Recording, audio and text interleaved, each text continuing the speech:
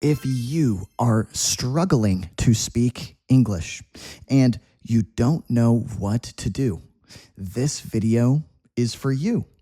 Be sure to watch till the end. Hello, my friends, and welcome back to English is Easy.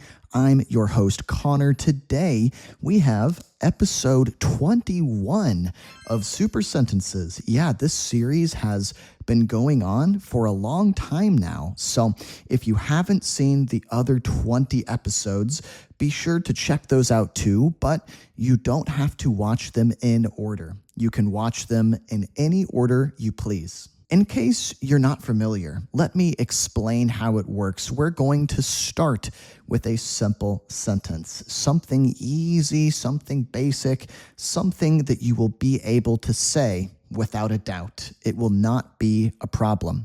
Then, we are going to stretch that baby sentence level by level, making it longer, making it more advanced. You can practice saying the sentence out loud. You can shadow, in other words, try to say it the same way that I say it, or you can pause the video and repeat after me. Guys, by doing this, we are training your brain to speak longer, more complex sentences. You know, in our daily lives, so many of us just say little tiny, short, choppy sentences, right? When you go to the store and buy something, when you interact with somebody in public, it's very rare that we have an opportunity to speak at length. And so that's exactly what we're going to do here today. If you want to support me, make sure you click like on this video, say hello in the comments, maybe even become a channel member, and let's jump in. Okay, here we are at level 1. We've got a short, basic, simple sentence here. Let's practice saying this sentence. Now, remember, you can shadow me or pause and repeat. Let's give it a try. Ready?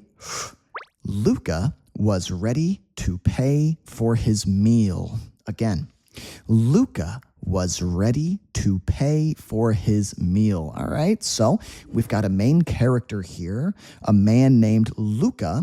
What is Luca doing? Well, looks like he's ready to pay for his meal. He purchased a meal. He has eaten a meal in a restaurant somewhere, and I guess he's finished with the meal, and he's ready to get the check. He's ready to get the bill. He's ready to check out, we could also say. He's ready to pay for the meal and leave. Let's say it one more time and then level up and make the sentence more challenging. Ready? Luca was ready to pay for his meal. So, what did he do? He signaled for the check. I think this is a very international symbol. Right? It's a very international gesture, a gesture, something you do with your hand. If you're in a restaurant anywhere in the world and you get the waiter's attention, hello, hey, can I get your attention? Hello, over here. And you do this. Anywhere in the world, the waiter will know what you mean, right? It means I'm ready to get the check. So that's what Luca does. He signals, signals for the check, gets the waiter's attention, and lets him know that he's ready to get the bill to pay for the meal. So as you can see, right, we've added some blue text to the super sentence. We've made the sentence longer. Let's try saying it. Are you ready? Luca was ready to pay for his meal, so he signaled for the check or the bill, right? One more time.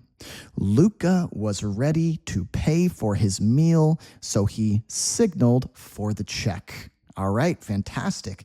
Let's level up again and make this even more challenging. Okay, so Luca signals for the check, right?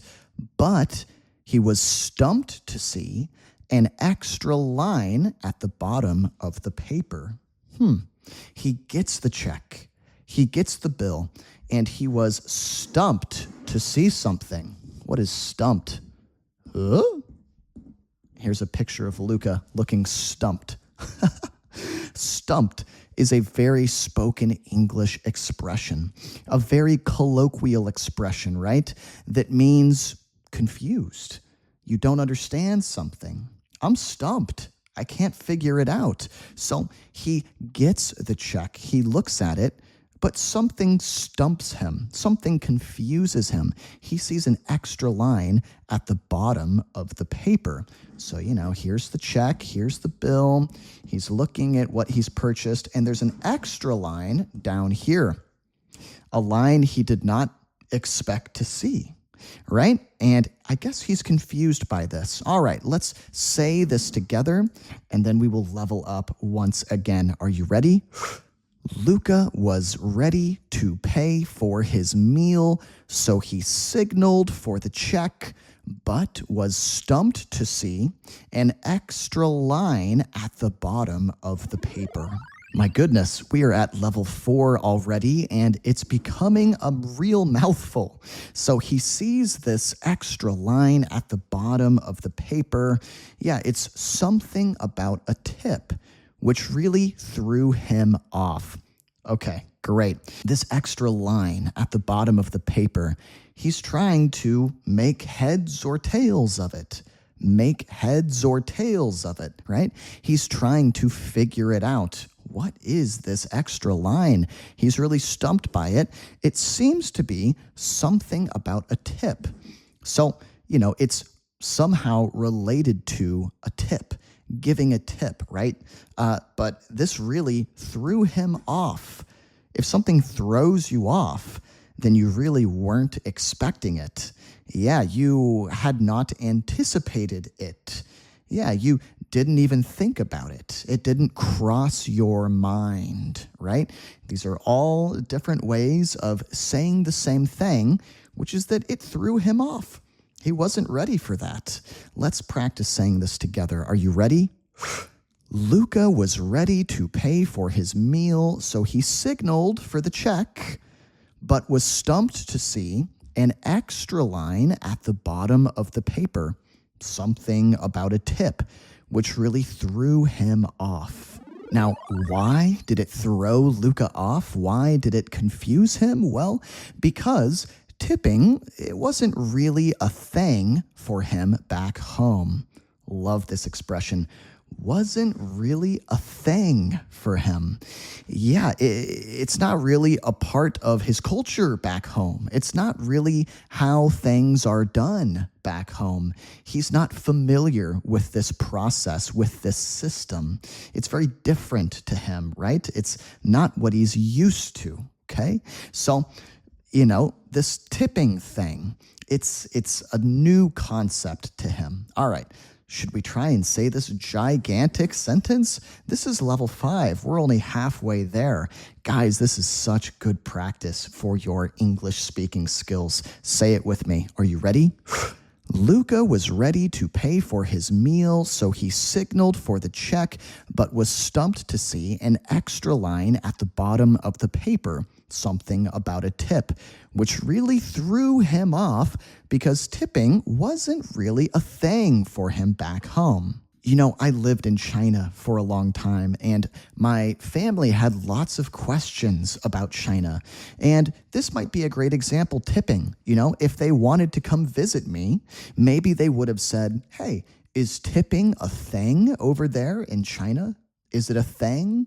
Does it exist?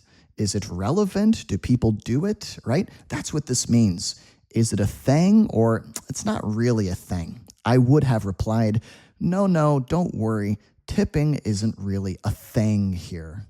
All right? Okay, let's level up again. So tipping wasn't really a thing for Luca back home, right? So he figured he'd just ask the waiter how much he wanted directly. He figured that's what he would do. What is figure? If you figure that you'll do something, that's just another way of saying he had an idea. He decided to do something. Yeah, I've got some free time this weekend, so I figured I would go to a concert. Yeah, I figured I would do this. That means I just decided to do something, made a decision to do something, or had an idea to do something, figured I'd do it. I had an extra ticket to the concert, so I figured I would invite Jeff from the office. Let's say this together. Are you ready?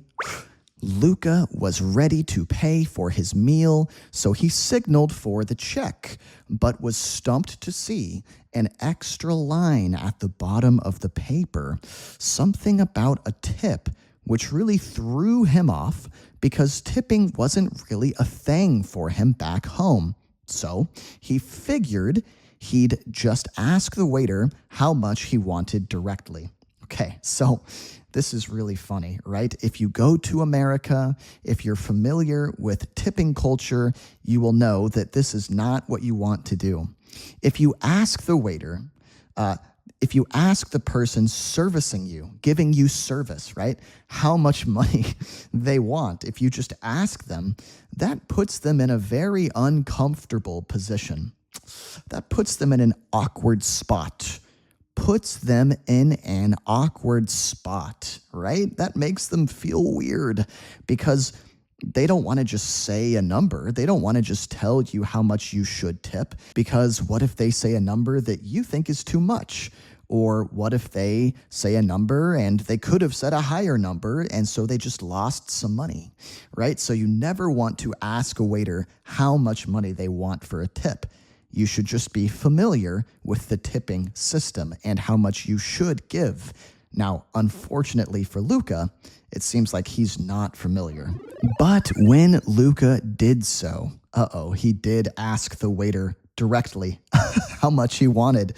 When he did so, the guy, the waiter, gave an awkward smile and shrugged. I love today's story. This is so funny.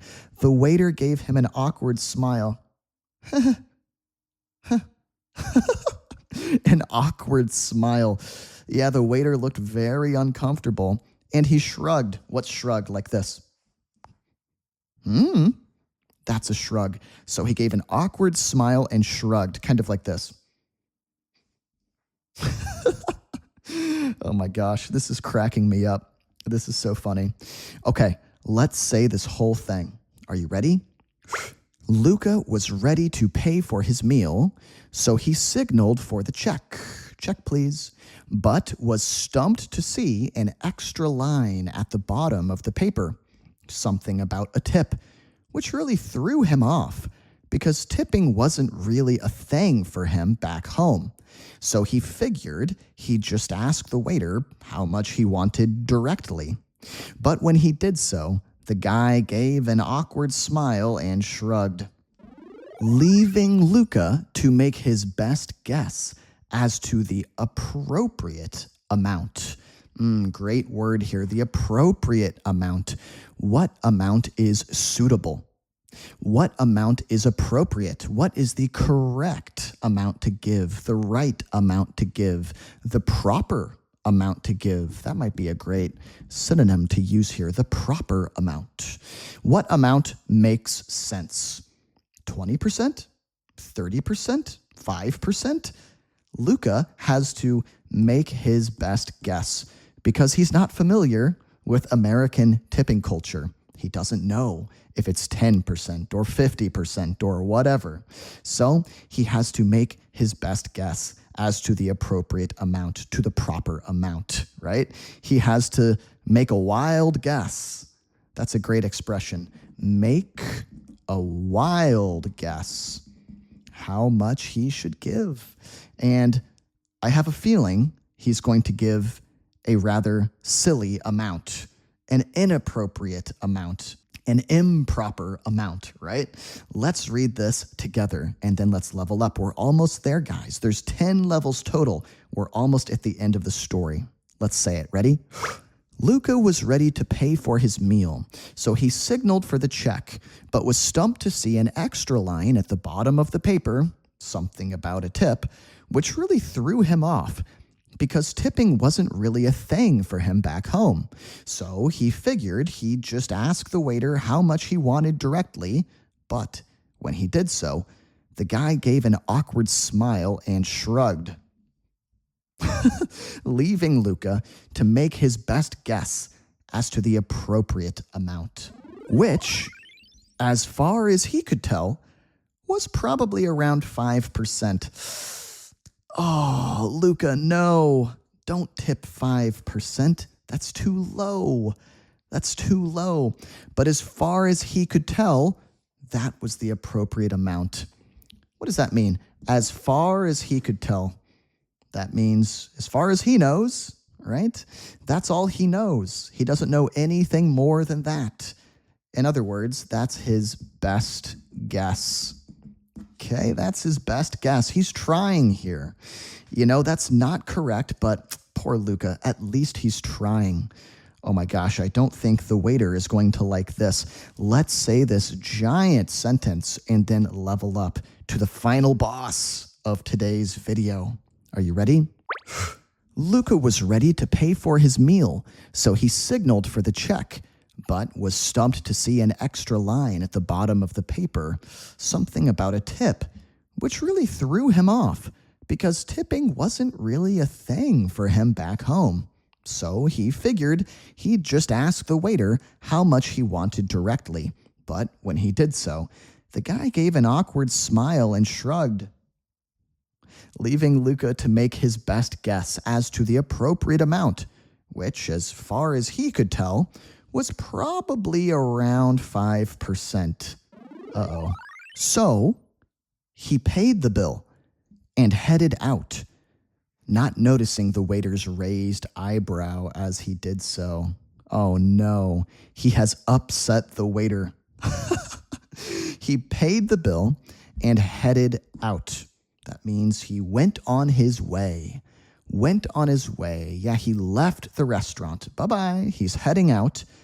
As he did this, right, he did not notice the waiter's raised eyebrow. What does that mean?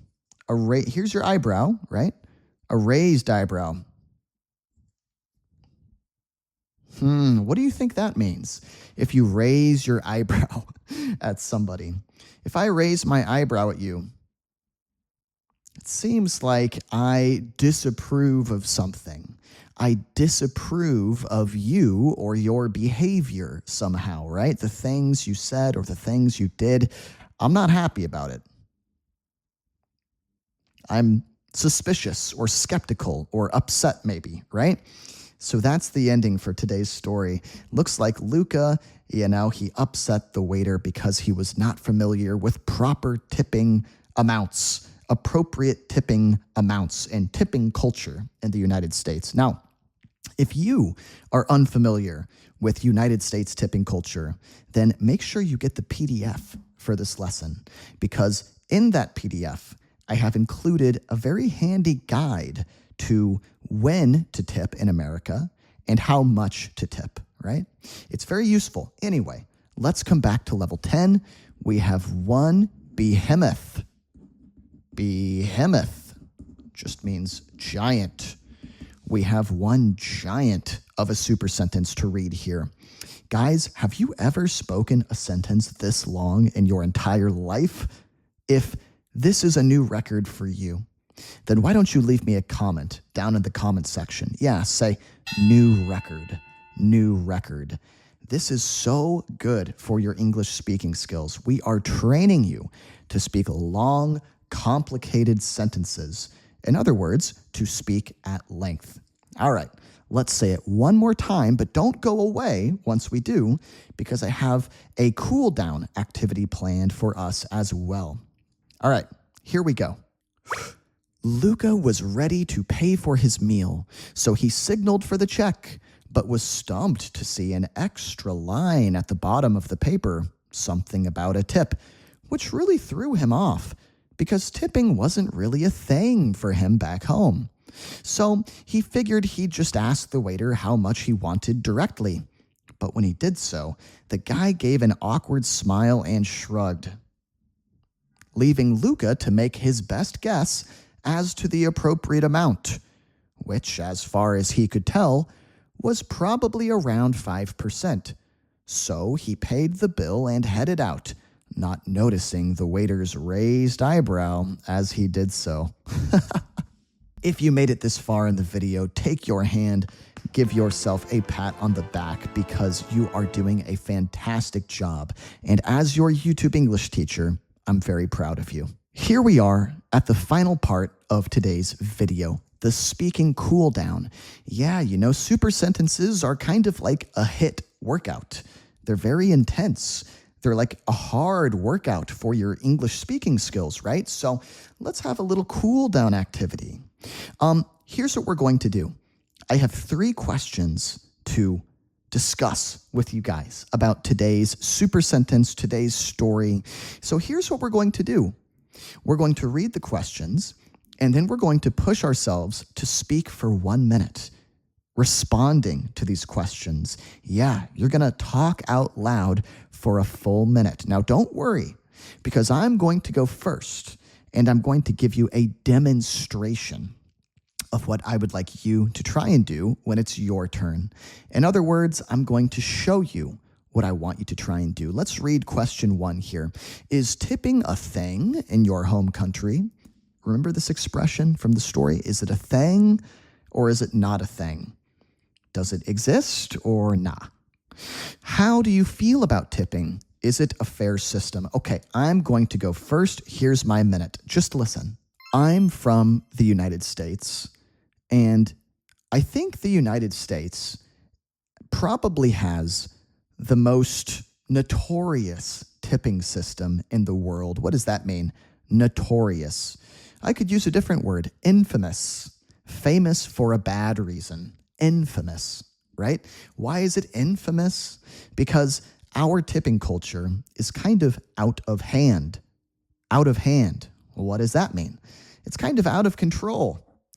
You know, if you go to a coffee shop and you order a drink and the barista just makes it real quick, hands it to you like it's Starbucks or something, they'll turn the iPad around and you see, options to tip 25%, 35%, 50%. They get really greedy with tips in America, but they also don't make much for an hourly pay. So you can kind of understand it. Okay, that was my response. You see, I pushed myself through that minute, and now it's your turn. Don't worry, even if you're not sure what else to say, just talk about your day. Just try to say something. Say 1 sentence over and over if you have to. The point is to open your mouth and speak. So go ahead, go for it.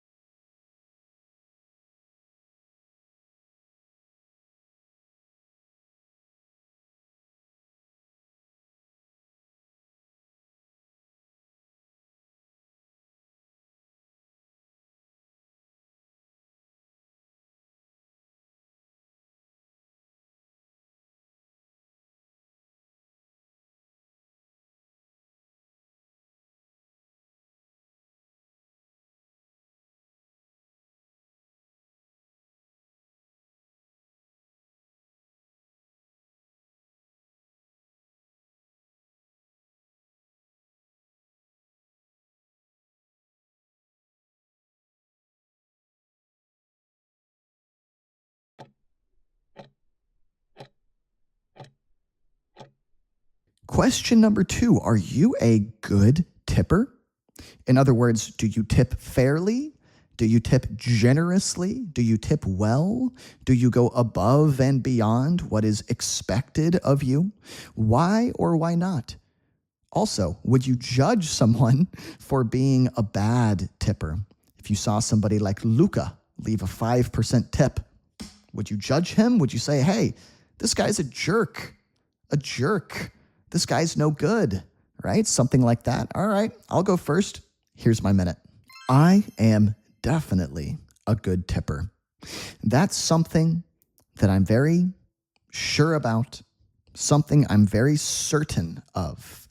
Yeah, because when I was younger, I was a waiter. In college, I had a job working at a Chinese restaurant. And at that restaurant, I would do lots of different things. I would do deliveries for the restaurant. I would seat people as a host. And I would also wait tables, bring food to the tables. And I really appreciated tips. I made a decent hourly wage, a decent hourly salary, but making tips helped out a lot, especially when I was running around doing deliveries all day. So now, with that experience in mind, when I see someone else doing it, I make sure to tip well. That was my response. It's your turn. Go ahead.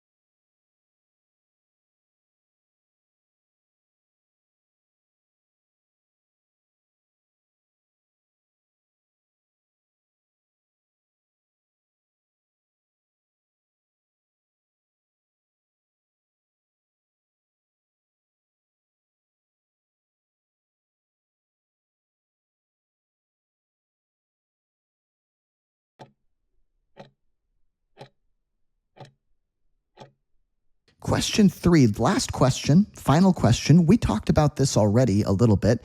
Recently, there have been examples of tipping culture getting out of control or out of hand in the US, in the United States. How would you react if you saw this while buying coffee?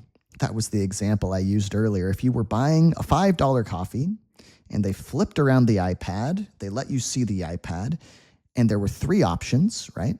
One option to tip 25%, a second option to tip 45%, and a third option to tip 50%, 60%. What would your reaction be? What would you do? All right, I'll go first. Even though I am a good tipper, right? I'll give 20%, even 25% I will give. Even though I'm a good tipper, and I understand how important it is to tip people in the service industry, I have a bottom line, right? If I go and buy a $5 coffee, I'm not going to tip you another $5 for pouring a drink into a cup and putting a lid on it. I'm just not going to. And I think a lot of people would agree with me. A lot of people, at least in the United States, are sick of tipping culture. Now, I'm not sure what your experience is in your home country, if it's similar or very different. But, if I was given those options of those different tipping amounts, I would probably just tip nothing at all, unfortunately. Now it's your turn. This is your final chance to speak today. Don't give up now. Push through that minute. Go for it.